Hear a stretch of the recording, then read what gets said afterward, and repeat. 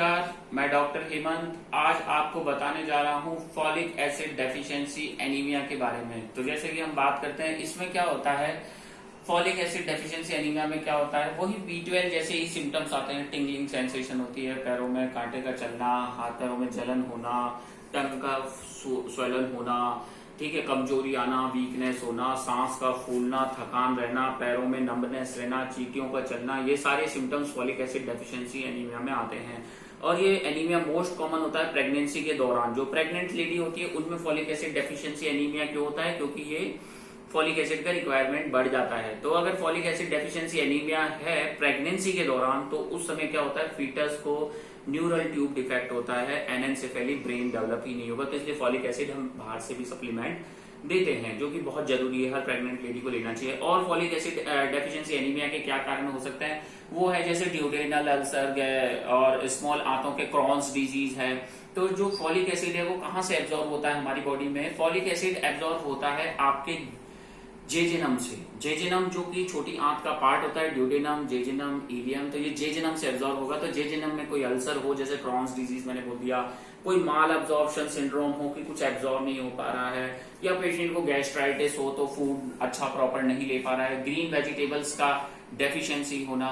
और ये folic acid level कितने उसमें कवर हो जाता है, तो मैं बताता हूँ, ये 3 मंथ्स में ही कवर हो जाता है। 3 महीने में इसका डेफिशिएंसी भी चालू हो जाता है, क्योंकि ये हमें वेजिटेबल से मिलता है, ग्रीन लीफी वेजिटेबल से फॉलिक एसिड मिलता है। ठीक है, इसके कुछ मेडिसिन भी होते हैं। कई बीमारियां, जैसे मैंने बताया, कई लोग अल्कोहल पीते हैं, अल्कोहल पीने में क्या होता है, फॉलिक एसिड डेफिशिएंसी होगा, उनका लीवर एंजाइम काम नहीं करेगा, पेट में छाले भी होने लगेंगे, एसिडिसिटी, और ये सारे मेटाबॉलिज्म हमारे बॉडी के डिस्टर्ब होने लगते हैं। तो अल्कोहलिक्स में हम फॉलिक एसिड डेफिशिएंसी देख सकते हैं, B12 डेफिशिएंसी देख सकते हैं। अब इसका जो एग्जैक्ट ट्रीटमेंट है, अब कुछ कैंसरस पेशेंट होते हैं, कैंसर के पेशेंट में भी हो जाता है, सीलिएक डिजीज जो कि व्हीट से एलर्जी है, उसमें भी फॉलिक एसिड डेफिशिएंसी के चांसेस बनते हैं।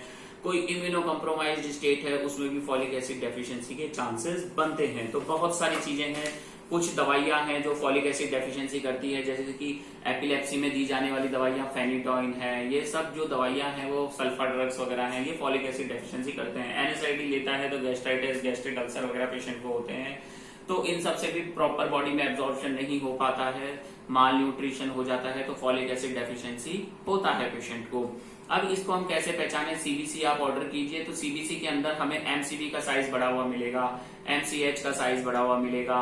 तो अब हम इसको कैसे पहचाने कि ये इंट्रिंसिक फैक्टर एनीमिया है, फॉलिक एसिड डेफिशिएंसी एनीमिया है, या विटामिन B12 की कमी से एनीमिया हुआ है। तो उसके लिए हम MMA और होमोसिस्टिन लेवल एडवाइस करेंगे, इंट्रिंसिक फैक्टर एंटीबॉडीज एडवाइस करेंगे। तो फॉलिक एसिड डेफिशिएंसी एनीमिया में इंट्रिंसिक फैक्टर एंटीबॉडीज नेगेटिव होती है।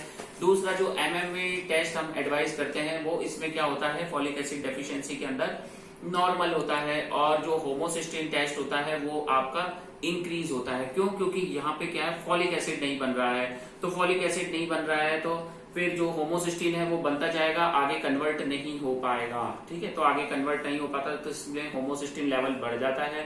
और MMA लेवल होता है मेथाइल मेलियोनिक एसिड, जो मेथाइल मेलियोनिक को एंजाइम में कन्वर्ट होता है, B12 की प्रेजेंस में ये सक्सिनिल को एंजाइम में कन्वर्ट होता है। ठीक है, तो ये सारी चीजें रहती है, तो वो हमें देखना होता है। आप पेरिफेरल ब्लड फिल्म एडवाइस कर सकते हैं, तो उसमें मैक्रोसिटिक हाइपरक्रोमिक सेल्स हम देख सकते हैं। दूसरा फॉलिक एसिड डेफिशिएंसी का अब ट्रीटमेंट क्या है, देखो भाई, ट्रीटमेंट इसका यह है कि ट्रीट द कॉज, कारण को ट्रीट करो। सीलिएक डिजीज से है तो ग्लूटेन फ्री डाइट दो, गैस्ट्राइटिस है तो गैस्ट्राइटिस को ट्रीट करो, पेशेंट का पुअर न्यूट्रिशन है तो न्यूट्रिशन इंप्रूव करो, ग्रीन लीफी वेजिटेबल्स दो, पेशेंट को एक्सरसाइज एडवाइस करो, प्रेग्नेंट फीमेल है तो उसको सप्लीमेंट्स दीजिए, आप मेडिसिन दीजिए फॉलिक एसिड का, ताकि वो बच्चे में कॉम्प्लिकेशन नहीं हो। ठीक है, दूसरी चीज इसमें एक तो अच्छा डाइट मैंने बताया, फ्रूट्स वेजिटेबल्स ये सब, साथ में फॉलिक एसिड सप्लीमेंट्स भी।